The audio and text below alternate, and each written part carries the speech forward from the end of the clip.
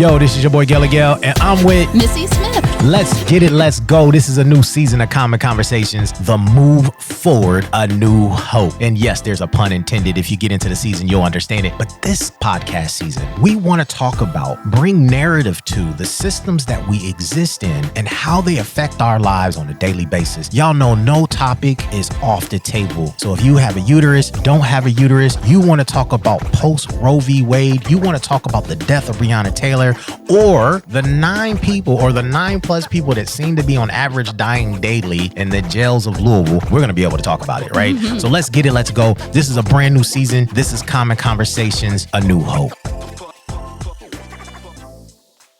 Yo, this is your boy Guy Miguel, and welcome to Common Conversations. So check it out. This is our episode 1 of the Move Forward, the New Hope. And as we're starting to process this out, I got to sit down with a cool new friend, and she said, hey, we should do a thing. And if you're listening to my other podcasts or you've ever jumped in on our live streams, you know I will do almost anything, and I will talk about almost anything. And so as we started talking about social justice, we talked about the things that are happening with Roe v. Wade and some of the other laws that are happening nationally and Breonna Taylor. We also started thinking about what is happening in our community, in our spaces. And so Missy said, hey, Miguel. And I said, hey, what? And I'm going to blame her because y'all know that's what I do. I blame other people.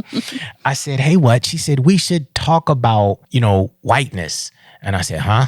And then, we said, let's talk about restorative justice and let's talk about. And I said, that's kind of cool. And so last year we did this thing called the Move Forward, and it was a 2-day live stream about the things that I think in more of an experiential relationship to our community, we as a people were facing. And so seem like I'm about to lose my voice on this episode. But and so we came back this year and said, okay, let's try to figure out, because one of the things that came out of it is people were asking, how do we have these conversations? And what do we do, to really affect change in our own social spheres? And so this is this episode. This is what we're going to talk about. This is how we're going to do it, and we're going to do it, I guess, in a sense, live, unscripted, because as much as Missy and I have talked about it, we haven't talked about or organized our thoughts or put any type of standard operating procedures or production procedures in play to say, this is how we're going to do it. Yeah.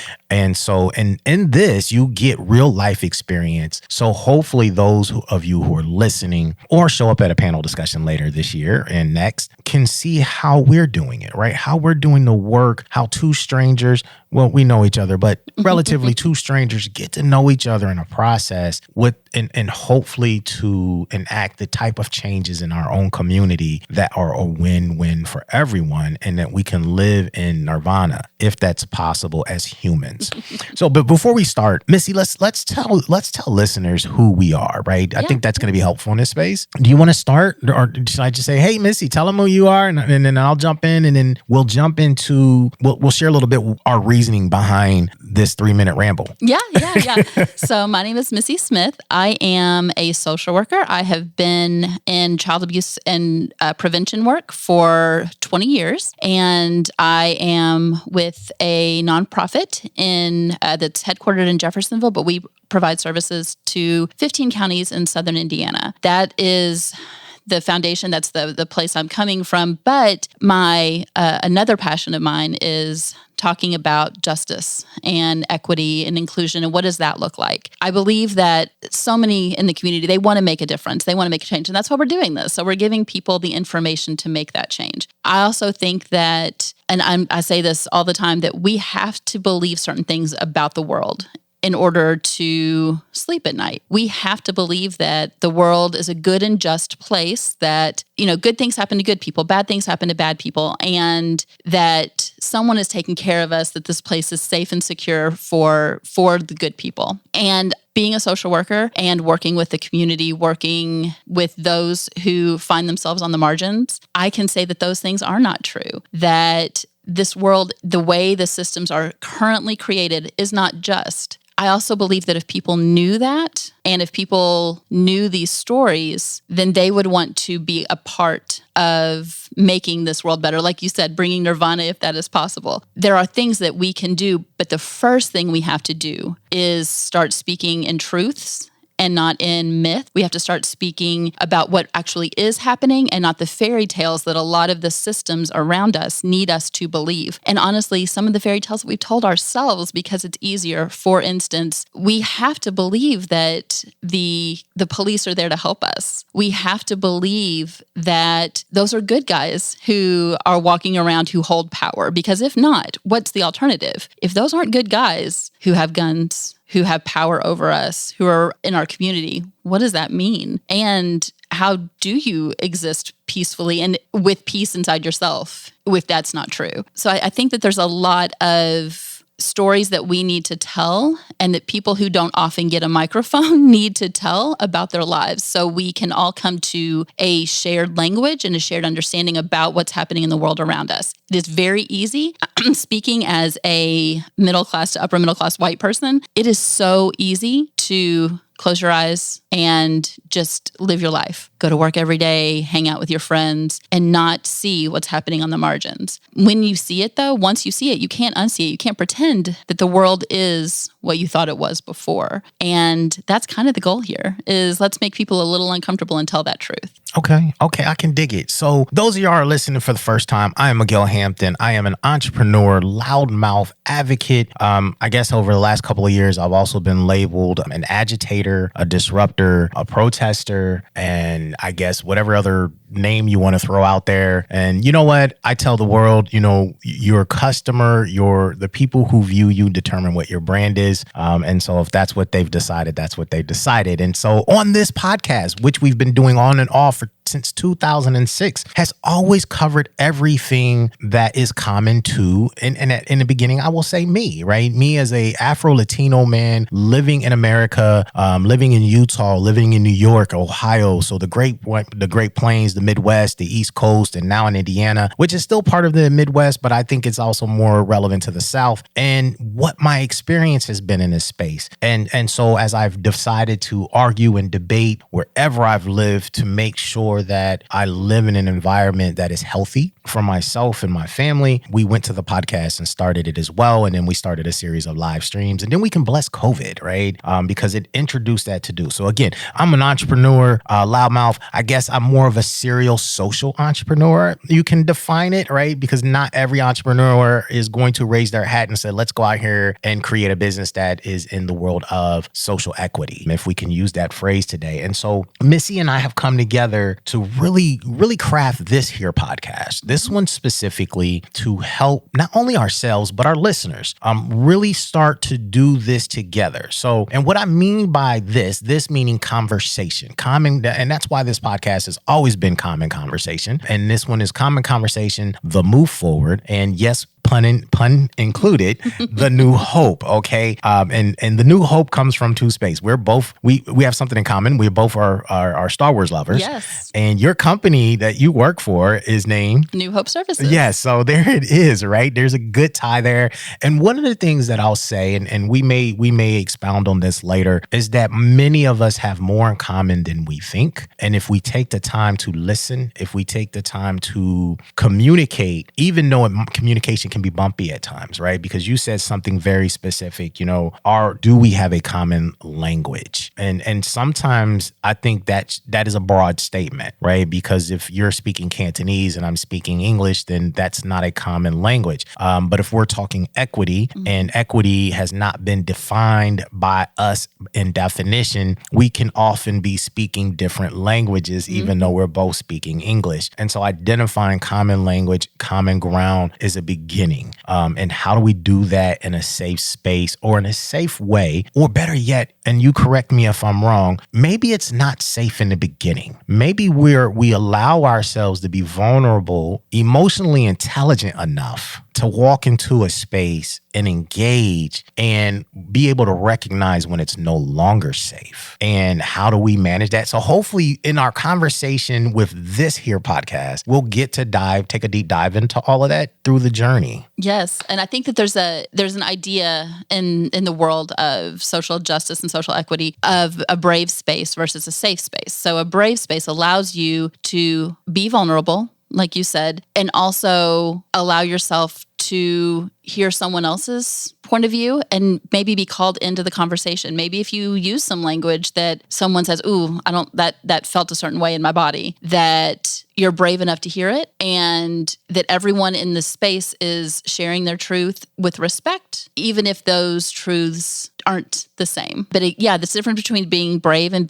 being safe, because it's not going to feel safe and comfortable all the time. Yeah, I totally agree with you. And I like that brave space. So it's, again, here's it is language. We're bringing common language to the table. I'm going to say safe. She's going to introduce us to brave. And now in this world, you can think about it in a sense of, man, we can allow for people to be brave, right? And that's important. And then we can also create safe spaces when they're not. So I think that's going to, how do we magically work this thing out in order to start having conversations that are important so that our communities can change, not just at a national level, but at the small town podunk level. Like we're in New Albany, Ohio. There is a New Albany, Ohio. Yeah, Same way there's a New Albany, New York, but we are in New Albany, Indiana. Let me get that right. We're in New Albany, Indiana, which is a really small town, right?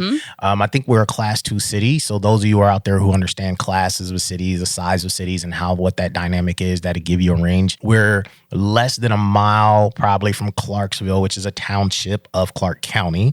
And then we're about a mile and a half from Jeffersonville, which is in Clark County. So that tells you how close we are. And the only thing that separates us from Louisville, Kentucky is a mile of water. And so anybody out there in the world who's familiar with kind of New Jersey, Hoboken to Manhattan, that is our range. And so we want to talk about the things that we're facing here. And there are a lot of river towns across the world, across the U.S., and really across the world. There are a lot of small towns. I think the United States is predominantly small towns. And we're all facing, social equity issues. We're all facing racial issues. I mean, the whole world is facing racial issues. And we'll get into that as we journey through as well. But this conversation today is really for our listeners to understand our reasoning behind getting into this, kind of sharing who we are, getting a feel for how we go back and forth, our banter. And so if you're listening for the first time, this is new for us, right? So we haven't been in a room where we get the banter back and forth. And I'm going to just share, Missy's way smarter than I am.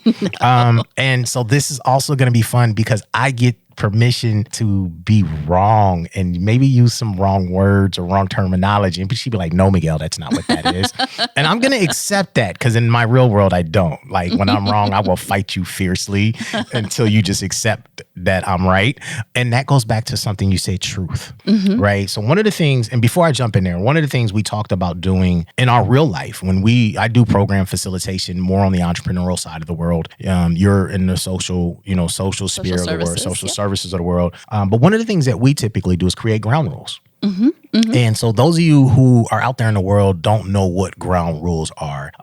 Typically when I start a conversation, the ground rules are, just that. They are the rules that the group in that space are going to abide by. And it's how we hold each other accountable from a peer-to-peer relationship as we go on a journey. And so I totally recommend that people create ground rules. We haven't really created any ground rules with us, and we may need to as time goes on, and maybe we'll go through that journey with folks as well. But so ground rules are always important. I do believe, because one of the things we typically lead with in any of my sessions and when we're talking ground rules is, of course, respect, right? But then we have to define what respect is because it's not the same for everyone. So truth, getting back to that word, I learned in undergrad, I went to Wilberforce University for undergrad, and me and a buddy of mine got in trouble, and our RA was kind of involved in that trouble, and he pulled us aside when we were going through panel, right? We had to go, visit the disciplinary board of the university, and he looked at me and he said, my truth and your truth are two different things. And in my head, I said, well, one of us is about to lie.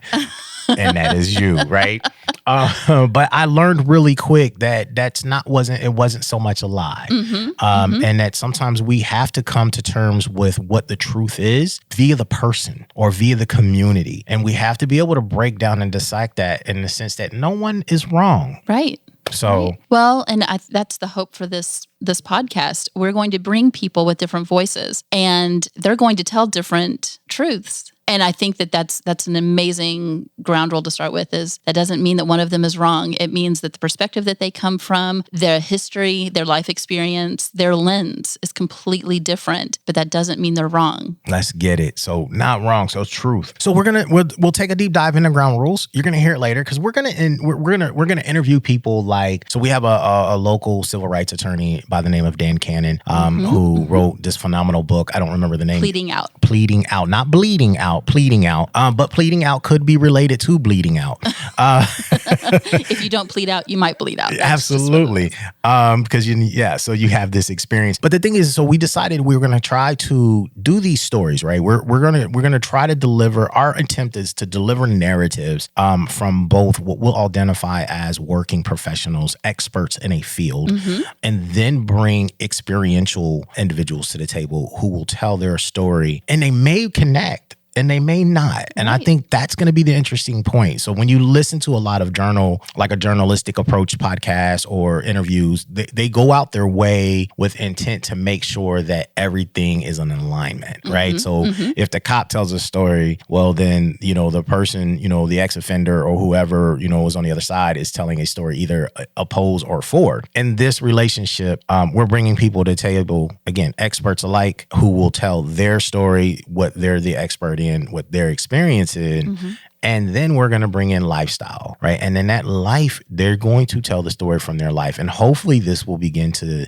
give people some idea of how it does look in their community, but B, how to start to have these conversations freely and openly. I think that a really important piece to this is there are groups of people. We are extremely segregated. And when I say that, I'm just not talking about race. We, middle class, comfortable working white people, know each other. You don't get to hear other people's stories. You don't get to hear the story of the person who lives maybe a mile down the road who has a struggle that you know nothing of. And if you don't know their story, or if you don't know someone with a similar story, it's easy to lose empathy or to not have empathy and to look with judgment on others. If we can start hearing the stories of the people who live down the road that you've never met, is it possible to still hold judgment for that person and not have empathy? So that's the hope, that when we tell people's stories, that gives you a context for the next time you see someone acting some way in public that you don't understand. Instead of being judgy or being mad, can you find that empathy within yourself and say, maybe they've gone through something similar to that other story that I heard. It's very easy to create a bubble where you only see stories like your own. A bubble. Let's pop them joints. I love that. So, all right. So hopefully you're getting a baseline. This is not going to be a long show. You can figure that out by now. But this one is just the introductory. So again, we're going to talk to civil rights leaders, civil rights attorneys. We're going to talk to ex-offenders, or whatever the new term is for that relationship. We're going to speak to folks who are experts in what we're moving into is post Roe v. Wade, right? So we'll have Ashley Jacobs here. We're going to have Sonia Gray, who is in the field of child abuse prevention. I guess that would work as well. We're going to have Dr. Eric Jordan here, who's with GLI, who's going to talk about DE&I, diversity, equity, and inclusion, and what that looks like on the entrepreneurial spectrum. And we've got a long list of other folks who are going to come in. And then you have Missy and I, because we're going to be extremely opinionated and how can I say experiential? How do you say experiential? There's the word. If you listen to the podcast, I will use the wrong word in a heartbeat, and I will take an entire sentence and splice it and make a new word. Like my favorite word to date that I've ever made is called I-buyable. Look it up. You can't, because I created it. Maybe we need to submit it to the dictionary. You dictionized a word? Absolutely. I-buyable, which means I can buy it. I can accept it. I agree. Okay. Yeah. Yes. And my wife thinks I'm nuts because I'm sure she has a book full of my Miguel-isms. The Miguel Dictionary. Yes, absolutely. So we will do that, but we're going to go through this journey, tell these stories, create these narratives, and hopefully enlighten.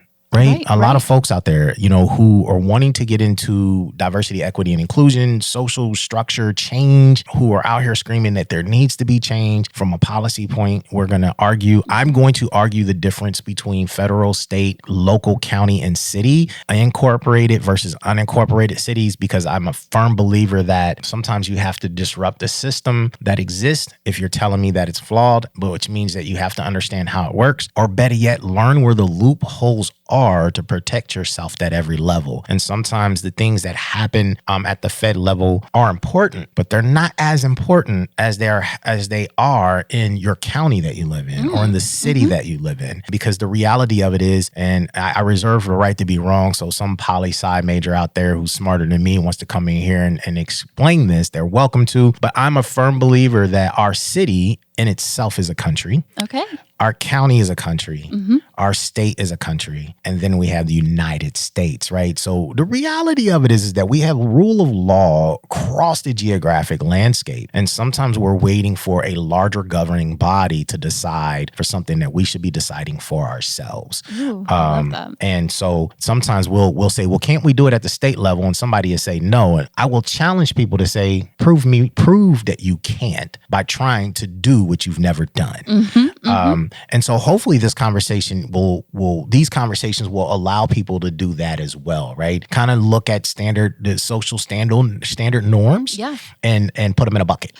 I also love that we're going to speak in a community level discussion about Southern Indiana, only because what you're going to find when you're listening to us is, so I do a lot of activism work in Louisville. I'm with Louisville Community Bail Fund. I co-lead an anti-racism team for Highland Baptist Church. And in that, a lot of the on-the-ground, boots-on-the-ground activism I do is in Louisville, because the foundations and the infrastructures don't exist in these communities in Southern Indiana. And we don't have a voice if we don't have infrastructure and organization in our communities. So Louisville speaks for us. As we're listening to these conversations, what opportunities are there for Indiana to speak for themselves, for Jeffersonville, Clarksville, New Albany to organize together? Because our needs are different than that of Louisville. And you're going to find that especially if, like you mentioned, at the federal level, items are sent back to state rights groups, state legislatures, like we're talking about with Roe, that Indiana has different laws right now than Kentucky. So Kentucky's infrastructure can't really help us, and we can't really help them. So we have to create these discussions within our communities. And I'm really excited about that, for people to hear the opportunities and to take up that mantle. Let's get it. Let's go. So, all right, this is going to be an exciting season for Common Conversations, the move forward, the new hope. I hope that y'all have hope, because hope floats. No, really, we're going to say hope a lot. Maybe I'll get a hope jar. So those of you who are listening, I will tell you that my previous shows, I'm unfiltered at all levels. I use a variety of words, both high, low, and in between. And I have no apology for it. So I will tell you that sometimes my language is explicit. I will be on my best behavior, because some of our sponsors who are coming later in life, and we'll talk about them, asked me to, and they said, hey, could you not drop the F-bomb? I may or may not. I don't know. Maybe we'll throw a bleep on there. I have no idea what we're going to do. But sometimes I'm a firm believer that the cuss word is the only word available to really express emotion. Right. But other than that, I hope that you'll tune in. We're going to be on Spotify, Apple, Pandora, Amazon. We're pretty much going to be everywhere you can get and receive your podcast, which is going to be amazing. We're also going to pop it up on our website at commonconvo.tv, as well as commonconversations.com. There's a lot of them. And so you'll be able to find us. Those who want to interact with us on a personal level as we get this started, you'll be able to find us on Facebook on Common Conversations. And there's a private group that you can jump in. And so a lot of times what Missy and I have been talking about doing is after we do some of our interviews, we may do kind of a follow-up partake of how we feel it went, what we did or didn't do, things that we might have we could have addressed after. Because sometimes when you have these conversations, the idea doesn't come until after the conversation and after you get to process it. And so we're going to throw that in there. We're going to do some lives as well. So that makes her nervous and invigorates me. That's the word I was looking for, right? Because I love to go live. And then we're also planning several panel discussions locally in Southern Indiana, over 7 over the next year.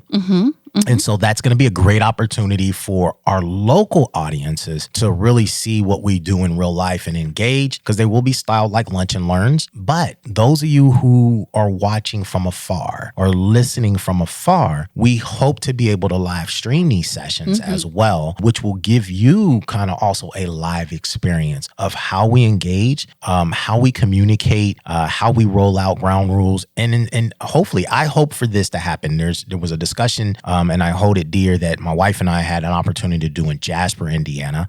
For those of y'all who don't know, Jasper, Indiana used to be a sundown town. If you don't know what a sundown town, look it up, because we can't define everything for you.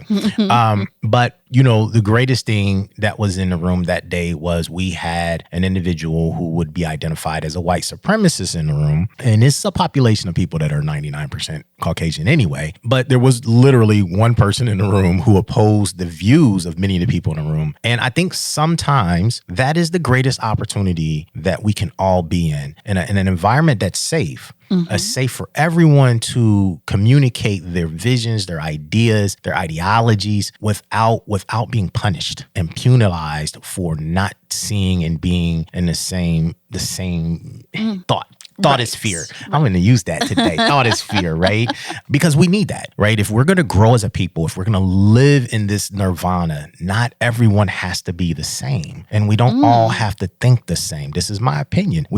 So what we can do is cause no harm. Yes. What you can do is not hurt me because you're a white supremacist, right? To do no harm. Absolutely. So your supremacy doesn't mean we got to go to war. It just means that you go over on your side of the room with your homies and you lived your best life, and when you see me, just be like, well, we don't have to kill him because he's black, right? We can just ignore them and keep moving. But it's a different story when we're talking about policy, because when we get into people's policy and the supremacy is in that space, we have to teach people how to draft policy that doesn't hurt other people. And so you can cut me off at any point. Well, so there's a thing that's coming to mind called the campfire rule. The campfire rule is that you leave it better or just as good or better than you found it. And that's the hope, that we are not going to cause harm in this process, that we will leave you as good as or better than you found us. I am curious, because we've had this conversation multiple times, that you welcome the person with a different opinion. And I love that about you. And that's one of the things I'm looking forward to. I am curious, when that person's opinion, though, is that your identity is invalid, how you both can exist in nirvana and be peaceful. That is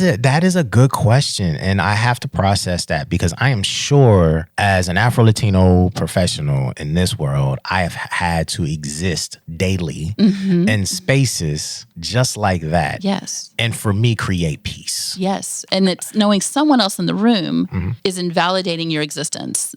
And invalidating your right to be in the room, maybe silently to themselves. So is that the answer? Did they keep those harmful opinions, those opinions that would do harm, they keep that to themselves? Or maybe that's a good question. Or maybe they don't keep it to themselves, right? But they maybe they get to voice it, but there's no action behind it, right? See, the action to stop me from coming into the room, right? That's the problem, right? Okay. But voicing, I really wouldn't like this person in the room because he's black, right? I don't like black people, right? And so, thank you for sharing that. That's awesome that we know you don't like black people, and thank you for not getting in the way and allowing black people in the space. Right. And I don't know that we as a society have come to that point, because now if that happened, if a person were to approach someone and say, I don't want him here because he's black, depending on who he says it to, he's out. Like, he's done, because he makes the space unsafe. So is the goal that we're creating spaces that as long as there is no action behind the opinion, then we all can have our opinions and voice them safely? Absolutely. Because here's the thing. Your opinion doesn't make it unsafe. Okay. Now, that's for me. Yeah. And someone else may say something different, right? Now, I also think there's a difference between your opinion and what I would identify as trigger words that would cause your opinion or your statements to become unsafe. Like, you can't call me the N-word in a white space. Actually, probably anywhere. Really but in a white space, and then not expect me to adjust. Right. Because what the N-word means for me is that you intend to do me harm. Right. Physical body harm. Right. And this might not be a safe or non-safe space, but you are not a safe person. And so I've got to deal with you in a different kind of way. Right. And then I also got to watch your friends. Right. Because, if you put me in harm's way, I will also cause harm. But that's me. Right. Because I'm a firm believer. Whoop the bully's ass. And we all get to go home and rest at night. Right. And the bully gets to think about, was that my right cause of action? I probably should have just called him a name and keep walking. Probably shouldn't have put my hands on him, and I definitely shouldn't have called him the N-word. Right. You know what I mean? So I think we're gonna add some humor to this because it's got to be fun, good people. As fun as this can possibly be. I mean, social justice is fun. I enjoy it. I mean, come on. It happens all the time in the spaces. Like, for instance, at church, they're like, we need to have more fun. And I'm like, look, reparations is fun. I don't know what's wrong with you people. This is fun. Absolutely. So because it will be kind of a hot I hope I answered your question. I think so. And I think that also the really fun thing is we're going to get to see it play out in practice. Yes. So I'm excited to watch. Reserve the right to be wrong, good people, and reserve the right to get it right. But if the country, we as a people have gotten it right, we wouldn't be having this conversation. Exactly. Right. So there's no wrong or right way to do this. I think right now it's about doing it. Exactly. And getting to a space. So one of the things I love, though, before we wrap this up, because I know I said I was going to wrap this up like 20 minutes ago. And if you're still listening, we appreciate you. And this means you want to be a part of this conversation. One of the things we're going to be adding as a special episode for all my wellness junkies out there in the world is a mindfulness I guess we'll call it an episode or show or intro. Outro, something. Yeah. So because we know the topics can be meaty, and we know that anyone who's listening may be triggered in some facet or some kind of way, or you know what? It's just a lot to absorb. Right. We're going to create a show for mindfulness. You'll be able to jump off whatever season or show we're on and jump right into there, or we may attach it in post-production so that it's there. So if you hang out maybe 60 seconds after a show is over, we'll go directly into mindfulness. Because again, we want everyone to be well, well as possibly can. And we want your feedback, more importantly, as well. Like, tell us what you'd like to hear different. If you hear us talk about a thing or bring up a term, because again, we're experts in our space, but I want to use the word expert loosely. Right. Because, everybody's like, oh, I'm an expert. Well, you're an expert in what you know. Right. We only know what we know. Yeah. I'm excited because I'm sure I'm going to hear 1,000 things. I hear 1,000 things from you every day that I'm like, well, that's interesting. I've never looked at it that way. Yeah, there it is, right? So let's go. Let's get it. This is your boy, Guy Miguel. This is Missy. And we will see you on this journey of common conversations to move forward a new hope. Yay. Thank you, friends. Let's go. Let's get it.